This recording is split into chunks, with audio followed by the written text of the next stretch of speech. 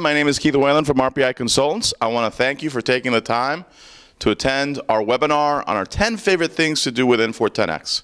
Actually, very excited to deliver this webinar. Obviously, the upgrade is mostly technological, but we like to see our customers get value out of the systems, and we feel like there's some very good functionality in 10 that people can look at adopting either as part of their transition or now that they're live. We have Murderer's Row presenters for you here today. We have Mr. Chris Gordon, Mr. Richard Stout, Ms. Jackie Dudas, and Ms. Stephanie Kowal. And with that, I leave you with Chris, Richard, Jackie, and Stephanie. Thanks, Keith. This, as Keith mentioned, this presentation today is, we'd like to highlight a few things that you can make either a part of your Lawson 10 upgrade if you're in the process of going to Lawson 10 now, or if you've already rolled out Lawson 10, now is a great time to start looking at how can we take advantage of the wealth of new features that are sprinkled across the platform. All the things we're going to talk to you about today should be quick hits, should be they're small, but they'll make a real meaningful impact to your end users, and they can all be implemented using the software that you have today. I don't think any of these features or modules require extra licensing or big software implementations.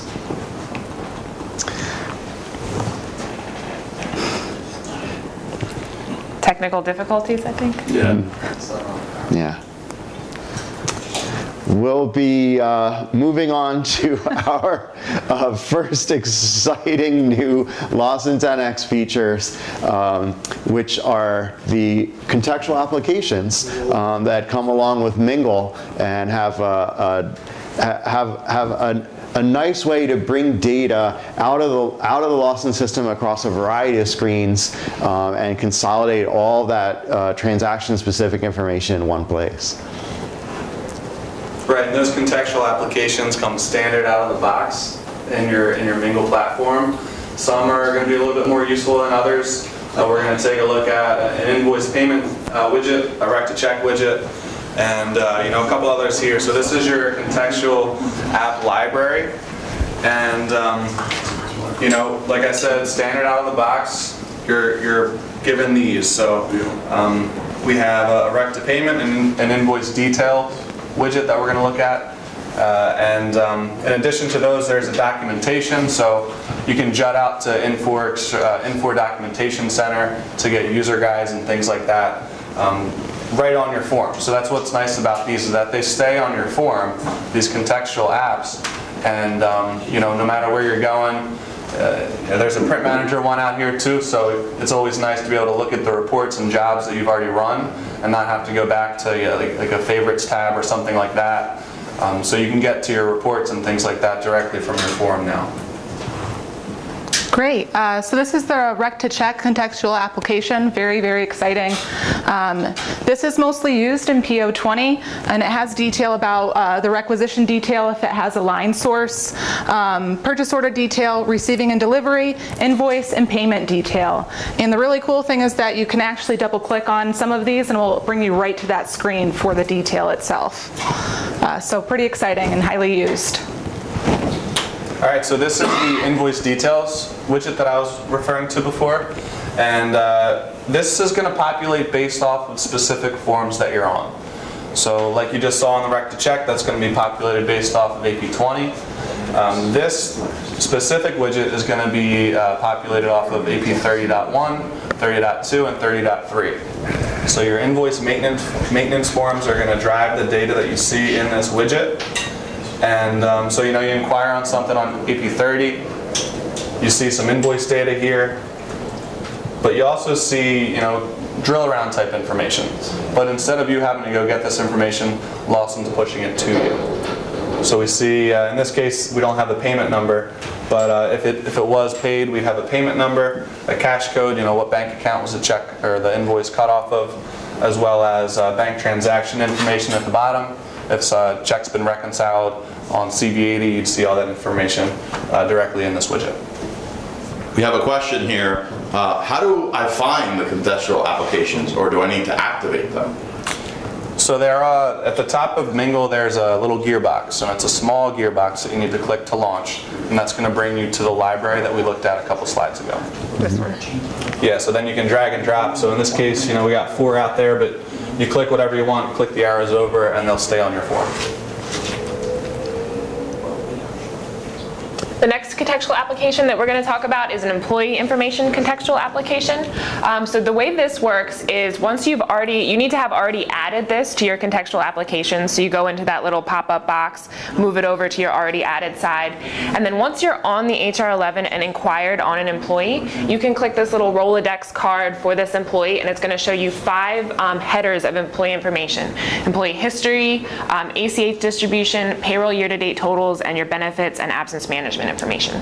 So right here we have the employee history opened up, and you can see their position history. If they happen to be in the same position for both of these, but maybe the position changed, so you can see the end date up here and the new effective date above that.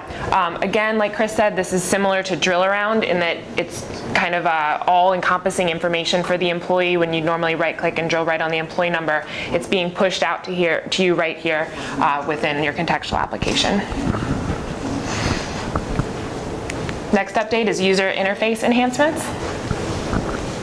Got a few more questions there. I might as well just take them as they come in. We have a question here on when you go to the print manager, do the jobs overwrite themselves similar to version 9? For the contextual application, or this is a general question. Yeah. Yes. Yeah. I think no change there from version 9. Does Lawson Security control what users can see on the contextual apps? Yes, absolutely. All the contextual apps work through the Lawson application layer, which means regular Lawson security is in effect. There's a question here. It says, we heard the employee info contextual app does not work with SharePoint 2010. We'll have to do some research on that. I don't recall running into that limitation personally. Gotcha. Great. Thank you. Great. Things just keep getting more interesting here at RPI World Headquarters.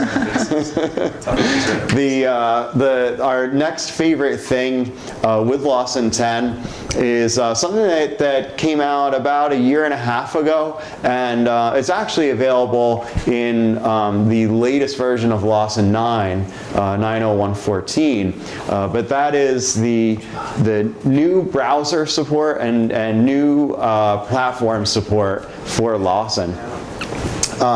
Most exciting for us here, I think, is the ability to go to Lawson using the Chrome browser rather than Internet Explorer. We found that Chrome offers quite a performance boost over Internet Explorer when you're working with Lawson. We've got some new platform additions. Lawson now, the back end of Lawson can now run on Red Hat Enterprise Linux. The front end of Lawson officially supports newer versions of Windows, newer versions of Internet Explorer, and you've even got support for browsers on the Mac using Safari. All right, so some additional layout considerations here in Mingle. If you guys have been in there, you might see that it looks a little bit different. If you've not been in there, then here's a good first glance. But the format's changed. We have a white and gray color format, but we also have a different layout.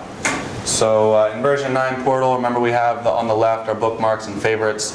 Those have been wiped away, and they've been put now at the top. So they're now drop downs that you can access right below the top of your banner. And what that's done is cleared up a lot of space to focus on the form itself. Right, there's a lot of, in my opinion, a lot of clutter on the left-hand side, and you can always, minimize that in version 9. But in version 10, they've cleaned it out. It looks a lot more modern, a lot more streamlined, and allows you to focus on the data instead of some, information off to the left. Another interface enhancement for the layout is the availability now to have 2 tabs open within the same internet browser. So you can see this is a big view of Mingle on the portal side. So this, the gear button for the contextual applications is up here. I think I cut it out of my screenshot here, but when Chris was referring to getting to those contextual applications, it would be up here. You still have your search bar here, and then there's a few icons up here, and this page with a plus mark in it is how you would get a new tab to show up in your screen. So it's similar to if you have multiple tabs open within your internet browser, but here it's within the same window of that same browser. So you can toggle back and forth between multiple tabs across the top, and then just use the little X mark to close that out as well. Another update is the status bar history trail. So the status actually now lives on the browser screen instead of in the Internet Explorer status bar at the bottom. So that's going to be on your screen. So that's another great feature for now being able to use Chrome and Mozilla Firefox. But what I want to talk about here is this status bar history trail that follows you through your entire sign-on. So every session that you're in, it's going to track everything that you've done in the system during that time. So normally, this is collapsed. It shows an up arrow instead of a down arrow. So if you click that up arrow, it's going to open all of this up, and you can see I've done a lot of nexts here, so it's tracking that I've hit next, next, next on my PA52 screen. This is a great way to go back and see what you've done during your session. Maybe you're entering a stack of hires and you can't remember, you got up from your desk, you can't remember if you hired John Smith or not. Now you can just quickly open this up, say yes, that action, he was hired, got it done. If you need to go back and review it, anything here, anything that you see that's blue and bold, that's hyperlinked. So if you're not already on this screen, if you click that, it's going to take you to that screen, and it's going to inquire on that employee, that action, whatever screen you're going to, it's going to inquire on that information. And this isn't just for the HR world, this also exists in the other modules too. And I do want to add something, Sure. if you'll let me. I noticed yesterday, I was giving this training too, that if you have multiple Internet Explorer or Chrome tabs open, it won't carry over. So if you're on PA52 in this example, in this tab, and you have a PA52 tab open over there, you're not going to see the same log in both. It's only going to be valid for the tab that you're on and working with. Great. So the next enhancement here is adding new shortcuts. So just like you being able to add favorites in version 9, this makes it a lot easier to add these because it does the work for you. You don't have to think of what that URL link was and copy and paste it in from a Lawson form. So from here, there's a star button that you can select as part of the contextual applications for you to add your own. Very cool. This one's me again. This is list view. This is actually one of my really favorite things here. It's very exciting. This is a new way to display data in the system. So basically how it works is that anytime, it's not for all forms, but there's a lot of forms where you now have this capability. But what it does is it shows data that's normally shown as a single item on a form in a list view. So this is great for searching capabilities. I don't know if this contrast is good here, but there's a few white boxes up in the top for each column. And if you go in there and you enter some search criteria, and you can still use your asterisks as wildcards, and then you hit enter, it's going to filter that data back and bring only back what you were searching for. Very quick way to get around. It's great. There's one for the employee as well. Once you find the record you like or you're looking for, you can double click it and it's going to bring you to the traditional view of that form. Here we're on the PA02, so if you came here and you decided, I don't want to see this, I just want to see the traditional view, you can come up to this show form button here in the top left and it'll take you to the regular PA02 as we know and love it. If you're on the regular PA02 and you do want to get that list view, there's going to be a show list button up in the same left corner there to get you to this list view. If you decide that you hate list view altogether and you never want to see it again, you can come into your user options here, which is this gear button, and configure it so that you only have the standard view. You no longer have list view. One more option, if you like it for some screens but not all screens, you can still go into user options and select which ones you want to exclude from being in list view. So I got some questions here. Is it a good time to start doing Sure. questions? Sure. So there's a lot of questions. I just want to address two things real quick. There's a lot of questions on, folks are taking notes, which we really appreciate, and they're asking about copies of the slides.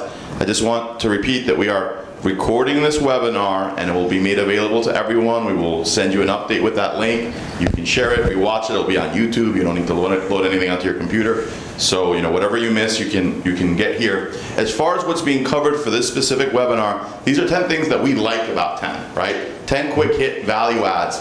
There are lots of webinars on YouTube already on 10x differences and different browsers and so forth. So just making sure everybody's on that. We also have more questions on SharePoint versioning for the contextual apps. Again, not something we run into, something we can look into.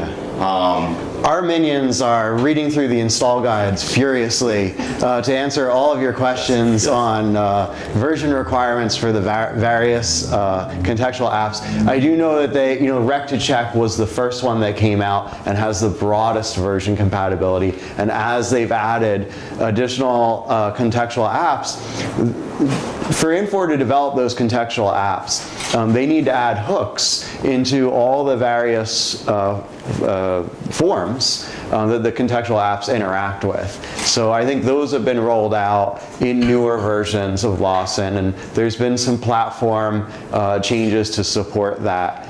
So yeah, it doesn't surprise me that you'll find that some of the newer contextual apps might require a newer technology version set or a new applications version set. And we'd be happy to do that research for you offline and get back to you with the information you need. Sure, and we're also going to address one more time, job results are overwritten in 10 just like 9. There's no different. There's no change.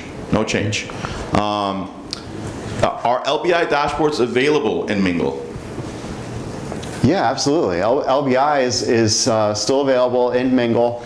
It looks a little bit different because in Lawson 9, most customers would use the portal homepage as their main LBI dashboard page. With Mingle, we separate that out. So you'll see icons along the top of Mingle to bring you to various pieces of the Lawson application. The globe icon will bring you to portal. You'll have a different icon that will bring you to your LBI dashboard. So the navigation is slightly different, but yeah, dashboards completely work within the Mingle framework. You can even still have links from dashboards that bring you to specific portal pages. So that still works too. Can you add or remove columns, or are you stuck with what you have there? You're stuck. So what they give you is what you get. Yes, you might enjoy Smart Office. You get what you get. Is list view available in procurement screens? Absolutely. Many, many screens. PO20 is a big one, IC11. There's many list view screens. There's actually an article on Infor Extreme that you can download.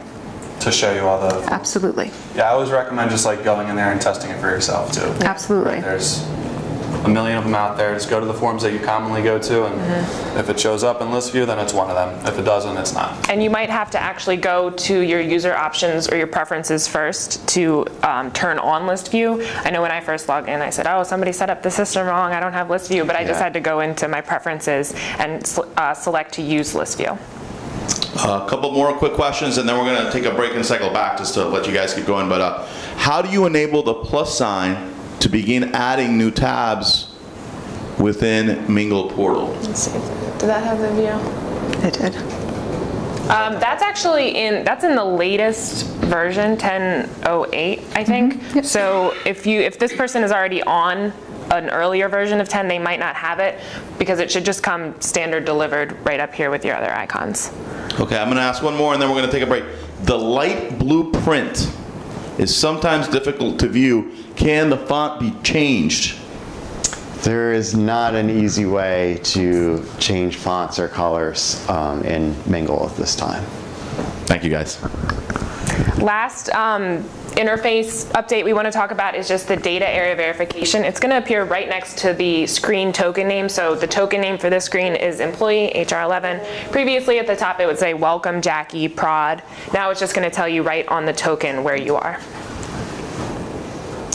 All right. Next up, let's talk about one of my new favorite favorite parts of Lawson, IPA. Let's talk about proxy approvers. Proxy approvers has been a request from the Lawson community for a really long time in process flow, and Infor has made that available to us in IPA. As long as you're running landmark 10.1.1, which everyone should be at this point, you've got proxy approver capability. And it's pretty easy to use. As an approver, I can go in and next slide. Oh, I'm Thanks. sorry. Sorry about that. As an approver, I can go in and easily specify who I'd like to delegate my approval task to. I can do that on a task-by-task basis. I can do that with a time duration. So here you see that I'm headed off to conquer the moon, and I'd like to give a couple of my minions the ability to approve for my guru task, for my GRU task. Next one. Next slide. And once that's in place, our minions can log into the in-basket, and if anything comes into me for approval during that time period that I specified, those minions will be able to take over that approval for me. So it's really easy to use from both the approver standpoint as well as the proxy standpoint, and there's very little setup that needs to be done from an administrative side. In order to allow your approvers to designate a proxy, they just need to have security to do that. So there is a class built into IPA called Process Automation Proxy XT. And it is fairly straightforward to this, but of course we recommend making it easy as possible by putting together a quick job aid for approvers so they have an easy, quick reference guide next time they're ready to leave the office. Great. Requisition enhancements. So one of my favorite things is the new RQC homepage that comes with 10.06. So if you go to the next slide, it gives you a lot of very helpful information all in one screen. So when you log into RQC Shopping, it will show you any of your templates that you have built for your requester ID. If you're utilizing Punchout, it will show you the Punchout vendors that you have available. Your most recent requisitions, and you can modify copy from there. A snapshot view of your requisition status, and you can choose to hide some of these. So if you're not currently utilizing rec approvals and the rec wouldn't be rejected or in needs approval status, you can make those changes within the RQC configuration file, whether or not they display. And there's also a quick view of the profile screen here, so you can start your requisition right from here. So very helpful. The next thing I'm really excited about is bill-only enhancements. So in 10, they added way more features here. So there is some setup that needs to happen in PO 1.5 to configure what output you want. And then there's also configuration you need to do for the requester themselves. Just like RQC tasks, you can do that on the company level or the requester level. We would really recommend doing it on the requester level because not every requester would have to fill in this procedure information. It's really only those clinical surgery departments. There's also bill codes here, so you can associate certain PO codes with bill codes to say whether they're bill only, bill and replace, waste. So very, very helpful. And there's some knowledge base articles there that explain the process a little bit more. And that information will actually carry right over to the purchase order, but you also can override that information here. So if the requester left something out, forgot to, once it carries over to the PO, you could add that detail in. Also, if you're not using requisitions, you're just using purchase orders, there's an area for you to enter that. There's also additional configurations in PO 100, so you can drive your recurring job def to pull these requisitions out and do something very specific with them. This really helps with EDI, so you can configure what of these fields you're sending, but you may mask some of the detail. And these are also added to some of the interface files. So in RQ500, those will be sent over, your PO interface from non-Lawson, and also the PO receiving create file, PO 529. Another thing I'm really excited about is the unit and measure usage report. This is IC 216. You may need to click it again. So if you're making a unit and measure change, you know that this can be really, really frustrating. You try to make that change and it lets you know that open transactions exist, but you don't know how to find them. There's lots of different areas that can hold up that change. So you can run this report by item, by unit and measure, and it will actually let you know if anything's open. You know, IC transactions, PO transactions, invoices, it's all right here and it will give you the detail. So if you're not using this now, I would highly recommend checking it out. All right, so number 6 is AP invoice control. So on your company, there's a new range at the bottom under your options tab to edit or control against the date that your AP clerk enters as the invoice date. So if you put in a range here of 2 or 3 months or 6 months, a clerk cannot enter an invoice outside of that date range. And the invoice date, that's really the field on AP 20 that this is controlling against. So you have, in the top right, you have your post date on your invoice. It's not that field. That can be controlled via system control. This is controlling the actual invoice date. Mm-hmm. So what it's doing, right, is it's trying to control against a fat fingering. If you have terms that are defaulting for vendors and you fat finger an invoice date, then a net 30 defaults onto that, and that invoice won't ever pay. So this control is really around that type of error and restricting that date range really. Now, it doesn't roll forward like the system control does when you close your period. So this is a static date range. If you want to use it and you want to have a rolling 3-month time frame open, you'll have to make this part of your month end and update that to go out, one more period at the end of the month.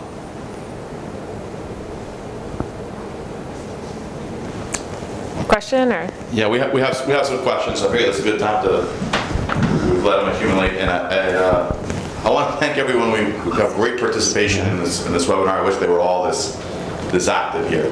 Let me see if I can find where we left off over here. Somebody's mentioning theme options in Mingle that might change colors and fonts. Can you select only certain forms for list view? Example, I want IC11 in list, but PO20 by form. So it's kind of the reverse. List views for everything, and then you say what you don't want list view to be. But you can do that. It would take a long time. Oh. Right. Yeah, well, I guess it just depends. It could take a long time, but someone may not have access to all of those AP GL screens. So True. It's by exception. So it's list view, and then you exclude the ones that you don't want to display. Yeah. What can you do if you have policies in place that a proxy can only be at the same level or higher? For example, the manager cannot approve for a director. Yeah, the proxy approver functionality within IPA doesn't enforce that the person you're delegating to is in a specific position or already part of a specific task. Does this mean RQC can handle multiple selection capability for one user? For example, Smith requests for requesters A, B, and C. Sorry, for requesters A, B, and C. Like requesting on behalf of other people? Or allowing the requester field to be an entry field in RQC? Yeah, one more time. Sorry. All right, I'm going to read you what I have here. It says, yes, first of all. Yes. Yeah. So does this mean RQC can handle multiple selection capability for one user? For example, Smith requests for requesters A, B, and C. Not really. Yeah. Yeah, so that's one of the fundamental characteristics of RQC, is it controls who your requester record is based on who's logged into the system. Chris and I recently did a project for a customer that had that exact same scenario where the requester was almost like a buyer type role. And what they decided to roll out was an Excel upload template. So rather than using RQC, the person entering those recs actually enters all the data into Excel, and then they use one of Infor's self-contained upload templates. So rather than having to go into the Excel upload wizard and map columns, all of the upload capability is built in with easy to use macros. So the requester basically just clicks a button and all that data uploads directly to RQ10. And that's definitely a great solution because you could limit what's being entered on that workbook using some security rules. There are creative things that you can do with Lawson security to limit a requester from seeing certain things, but the effort involved with that may outweigh that benefit there. So I think the self-contained workbook is a really good solution to look at. Really helpful here from one of our attendees who's suggesting that you can use shortcuts to set up a PO20 form view and also a PO20 list view, then turn off list views.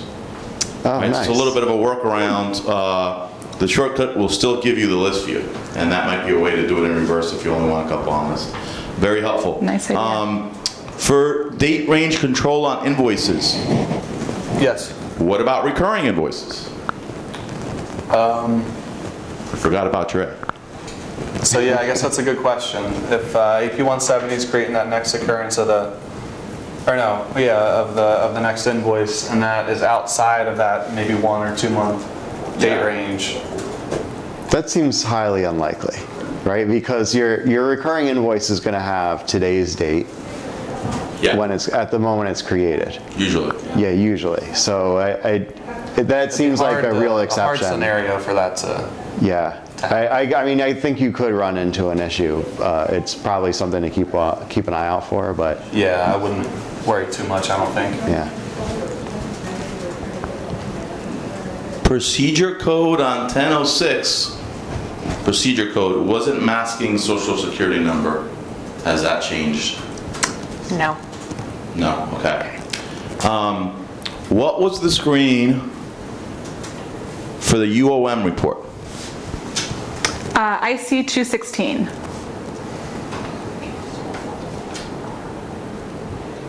Oh, and this was a question we had earlier. Maybe Mr. Stout can take a stab at. Why does Lawson 10 security changes take up to 15 minutes to take effect? Even when the cache is cleared, it seemed to work faster in 9. Oh, yeah. Maybe that's coming from the landmark side, depending on the on your configuration, what apps you're using.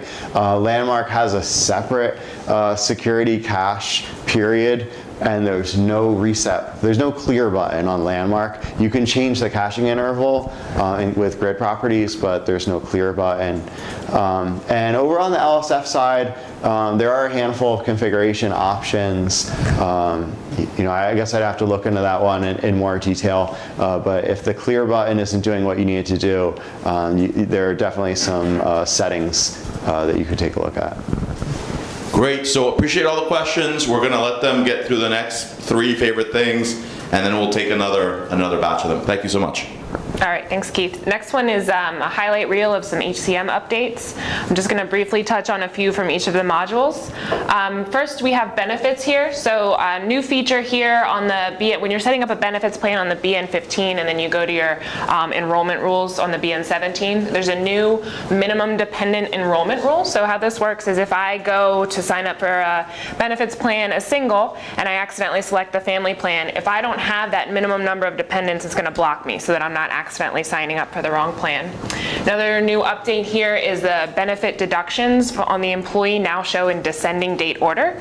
So instead of having to scroll all the way to the bottom of the drill to find the newest deduction, it'll be right at the top and your oldest will be at the bottom. This is actually, a lot of screens have been updated to function like this, not just in benefits, but throughout the HCM system and probably in the other modules as well. Couple payroll updates here. This first one that we have is great because we actually had a client who had this as a customization and now it's delivered. But on the PR260, if you want to suppress the employee payment information, there's an option to do that.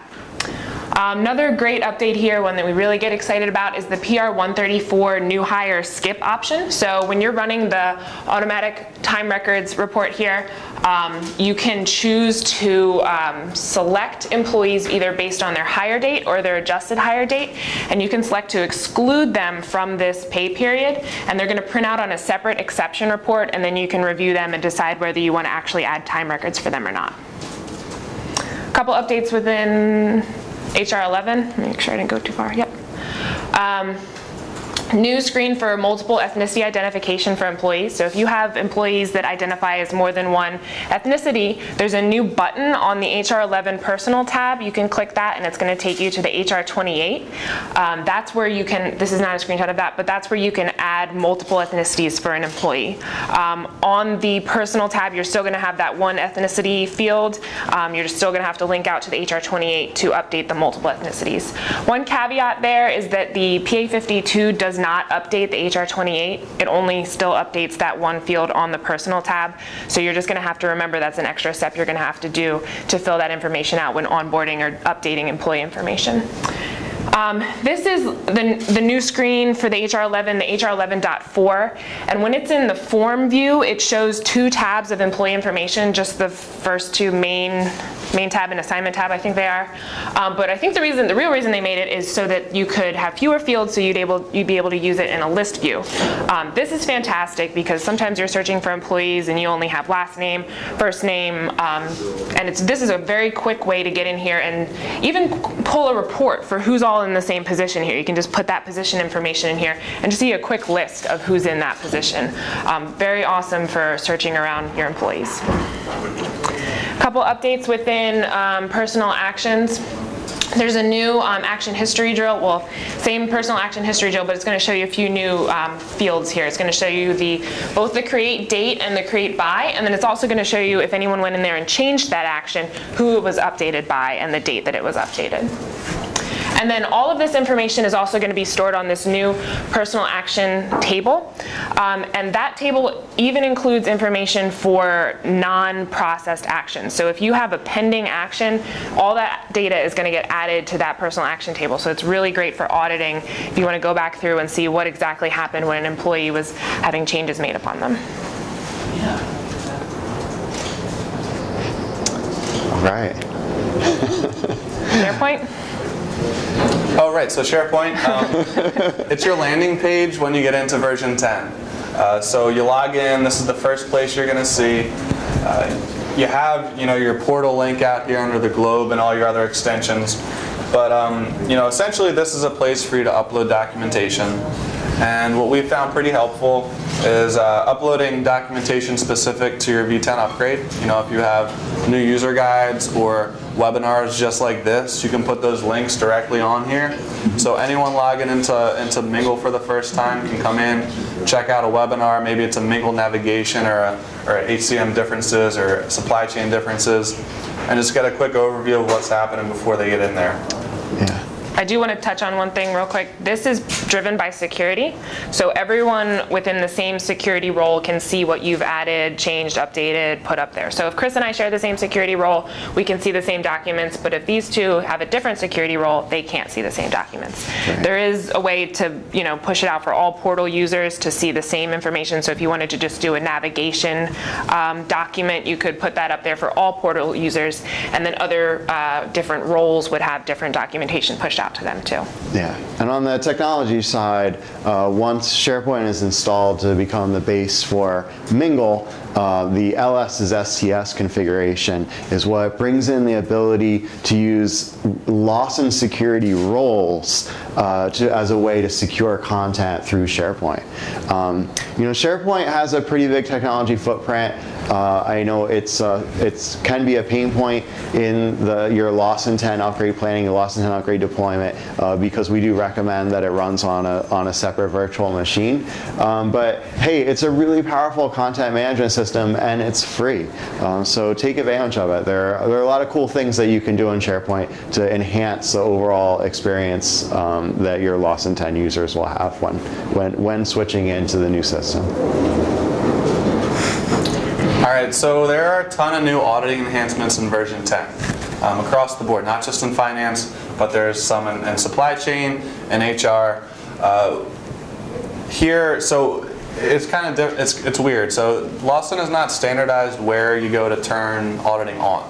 So it varies system by system, but I always recommend start with GLO 1.4 and go through your systems, and if the audit button pops up at the bottom, that's where you're going to need to go to turn it on. There are a couple caveats. In AP, it's turned on at the company level. In IC, it's turned on at the company level. For the most part, this is where you're going to want to go to turn that on. There's buttons there. Click into it. There's a flag that you can flip, and from that point going on, you'll be able to capture any changes made to. It's primarily set up in version 10, at least in finance it is. So any changes to AP companies, journal entries, accounting units, accounts, you can track all of that once that flag is flipped. Here's just a quick example of an AP 89, which is showing us a change at our company level. So we've turned the auditing flag on, and we see here that we've changed workflow.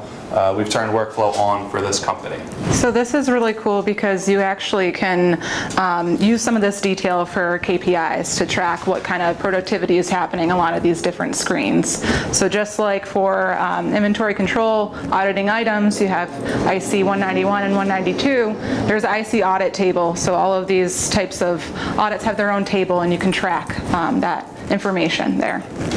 Yeah, and we always get the question, should we turn it on? Is it going to affect performance? And we always recommend turning it on.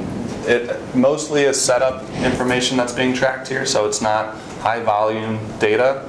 So there's really no harm in turning those flags on. All right, and our final favorite thing about Lawson 10 is mobile apps. Infor has put out a bunch of different mobile apps that work with different pieces of the Lawson system. For you system administrators out there, you're going to love Mobile Monitor.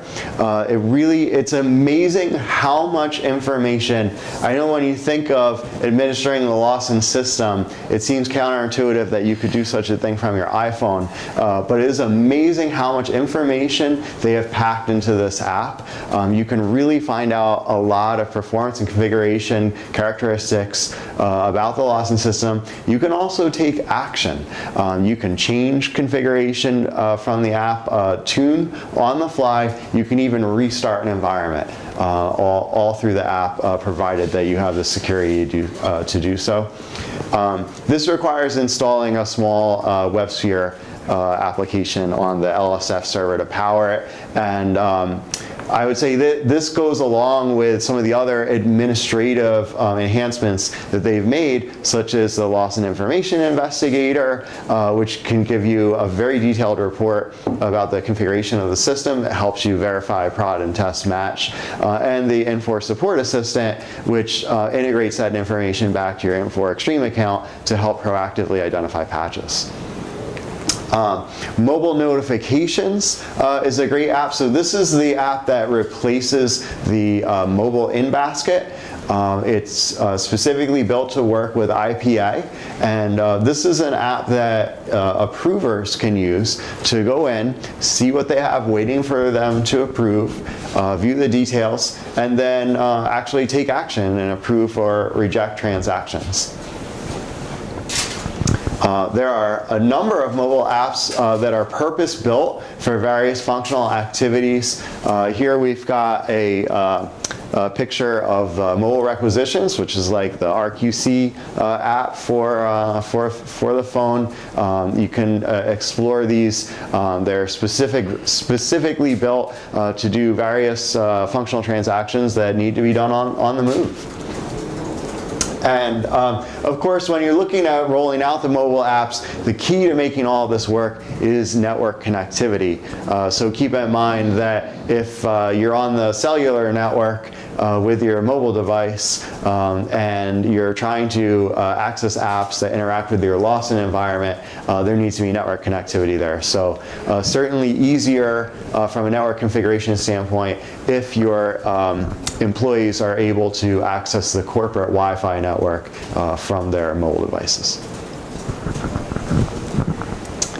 We got a few questions, so I think good timing there. Do you have to have SharePoint to use Mingle? At this point, yes, you do.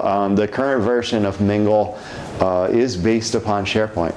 We know that forward-looking guidance from Infor is they are moving away from that SharePoint requirement, and in Mingle version 12, it will be able to run without SharePoint.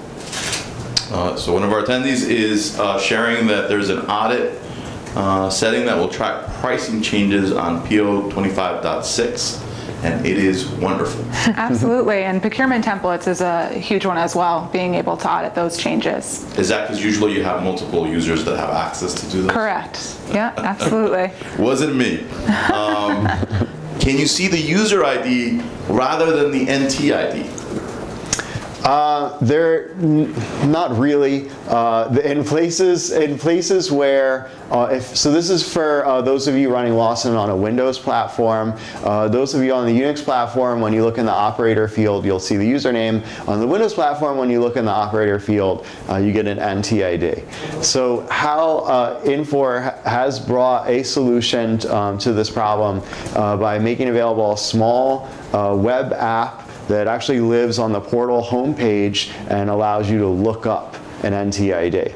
And that's something that you can automate a call into that from an IPA flow.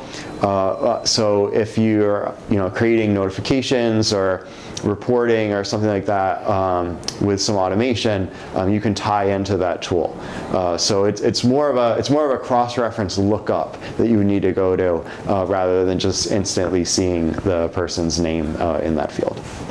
Okay, this is a question about where are the automatic jobs, i.e. RecDef, JobDef, maintained, edited. We used LID to manage those in version 9. Mm-hmm. And you do still have LID available from an administrative standpoint in version 10. So LID still exists in 10, but what doesn't exist is LAUA security. So LID isn't appropriate for end users to use Lawson anymore, but administrative functions like that are still available in LID. They've also, I think Infor has made great strides in bringing some of that functionality into the more modern user interfaces. So they have been adding more administrative capability into Mingle, and they've been adding more administrative capability into Smart Office. Yeah, I think there's a question that we might have missed earlier here. Do Design Studio forms port over, or do you have to redo these? Design Studio forms do port over. Not perfectly. There will be a couple of changes. We know specifically the way that drop-down boxes are rendered in Lawson 10 is a little bit different. So if you have any forms that include a drop-down box that have JavaScript that interact with that drop-down box, that's a part of the Design Studio screen that you're definitely going to need to modify for compatibility with version 10. Can you recover jobs in these recovery or submit jobs through the mobile app? Oh, great question. I'll have to look up that feature if we can do that through the mobile app or not. For the mobile apps, can they be used on Samsung phones, Apple iPhones, both? Do we know what the compatibility is? Mix and match. So all of the mobile apps are available for whatever, and some of them are available on the Android platform. I know Infor is looking to make everything available on both the Apple Store and Google Play. I think not everything is available on Google Play yet. Okay, that seems to be all the questions we have for now. If any of our attendees have some later, please feel free to email us. We're always happy to answer and participate. I do want to thank our presenters for this excellent presentation. Very excited to get this up and distributed. And I want to point out that we have several more presentations today at 1 o'clock, at 2:30, and at 4 on R&I and rec approvals. So we hope to see you there. Thank you. Thank you.